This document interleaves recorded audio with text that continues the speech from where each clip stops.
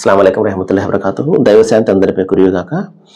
మనము ఖురాన్ యొక్క సందేశం కార్యక్రమంలో ఉన్నాము. మనము ప్రతిరోజు కూడా ఖురాన్ సందేశాన్ని, అదేవిధంగా మరొక రోజు ప్రవక్త వరకు ప్రవచనాన్ని తెలుసుకుంటున్నాము. ఈ రోజున 25వ అధ్యాయం నుండి 47వ వాక్యాన్ని తెలుసుకుందాము. ఇక్కడ దైవం తన సృష్టికి సంబంధించి కొన్ని నిదర్శనాలను ఇక్కడ చెప్తున్నాడు. ఇటువంటి వాక్యాన్ని మనం గతంలో కూడా ఒకసారి తెలుసుకోవడం జరిగింది. ఇక్కడ ఏం చెప్తున్నాడంటే, మీకోసము రాత్రిని వస్త్రంగాను, నిద్రను మృత్యు శాంతిగాను, పగలను బ్రతికి లేచే సమయంగాను చేసినవాడు అల్లాహే అంటున్నాడు. మహాశిలారా, ఆలోచన చేస్తే చాలా అద్భుతమైనటువంటి సందేశం ఇందులో దాగి ఉంది. ఆయన రాత్రిని ఎలా చేశాడంటే ఒక వస్త్రంగా చేశాడు. ఏ విధంగా అయితే మనం వస్త్రాన్ని చూడండి, కింద చాలా కప్పుకుంటాం, దుప్పటి కప్పుకుంటాం చూసారా మనం.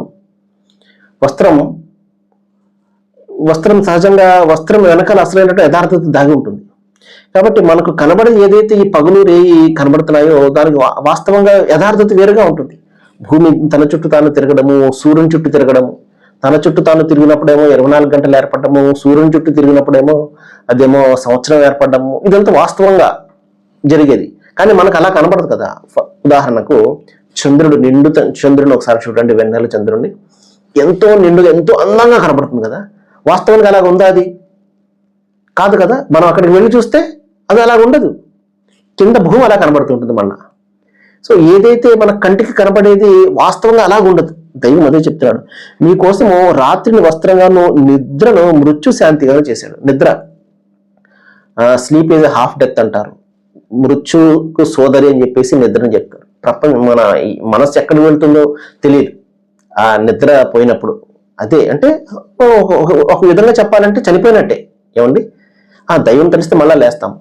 సో ఈ విధంగా రాత్రిని ఒక వస్త్రంగా చేశాడు. చల్లగా, మనిషి ఎంత పడుకున్నా కూడా అతను పడుకున్నట్టు ఉండదు. అదే రాత్రి సమయంలో అతను ఒక 3-4 గంటలు పడుకున్నప్పటికీ కూడా ప్రశాంతంగా ఉంటుంది. అదే ఇక్కడ చెప్తున్నాడు, మృత్యు శాంతిగా చేశాడు. అదేవిధంగా పగలను బ్రతికి లేచే సమయంగా, అంటే ఉపాధికి మార్గంగా పగలను చేశాడు. మహాశిలారా, ఇవన్నీ చేసినటువంటి వాడు ఎవడు?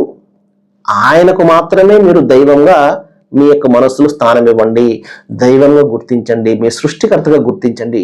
ఎవరికి పడితే వారికి ఆ స్థానాన్ని ఇవ్వకండి. తండ్రికి ఎవరికి పడితే వారికి తండ్రి యొక్క స్థానం మనం ఏ విధంగా అయితే మనిషి ఇవ్వలేడు, దైవం యొక్క స్థానాన్ని కూడా ఎవరికి కూడా ఇచ్చేది కాదు. విచిత్రంగా కనబడిన ప్రతిదానికి కూడా ఆ స్థానం ఇచ్చేయడం అది ఎంతవరకు సమంజసం ఒకసారి ఆలోచన చేయాలి. మనకు నచ్చినటువంటి ఒక స్వరూపాన్ని కల్పించేసి మన చేతులతోటి ఇది ఆయనే అని చెప్పేసి ఆరాధన చేయడము, ఆ ప్రార్థనలు, మొక్కుబడులు దానికి చెల్లించడం అనేది ఎంత భయంకరమైనటువంటి తప్పో ఒకసారి మనం గమనించాలి. సర్వేజన సుఖం. Thank you.